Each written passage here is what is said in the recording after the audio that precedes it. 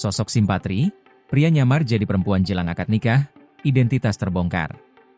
Nyamar jadi pengantin perempuan di Kabupaten Pinrang, Sulawesi Selatan, Sulsel, berikut sosok Simpatri. Setelah videonya yang nyaris dinikahi seorang pria berinisial R viral, nama Simpatri menjadi bahan perbincangan. Dilansir dari tribuntimur.com, Simpatri merupakan pemuda kelahiran tahun 2000. Ia kini genap berusia 25 tahun. Usut punya usut, Simpatri bukanlah warga asli Kabupaten Pinrang. Simpatri tinggal di Kabupaten Bau-Bau, Sulawesi Tenggara. Ia selama ini mengaku sebagai perempuan bernama Widya. Kapolsek Lembang, Ibtu Ridwan Mustari membenarkan isi video viral tersebut.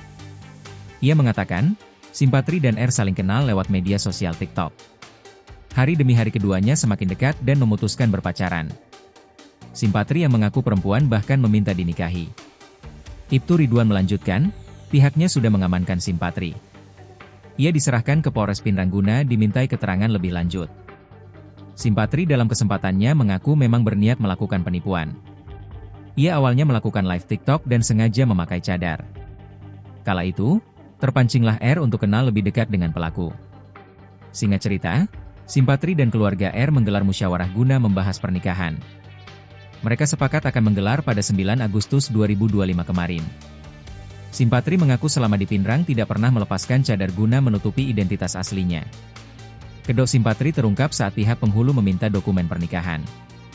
Ia tidak mampu menunjukkannya. R dan keluarganya yang curiga lantas membongkar kebusukan Simpatri. Adapun motif kasus ini, Simpatri memang sengaja melakukan penipuan.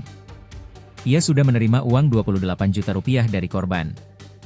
Polisi hingga kini masih mendalami kasus yang menjerat Simpatri. Download Tribun X sekarang, menghadirkan lokal menjadi Indonesia.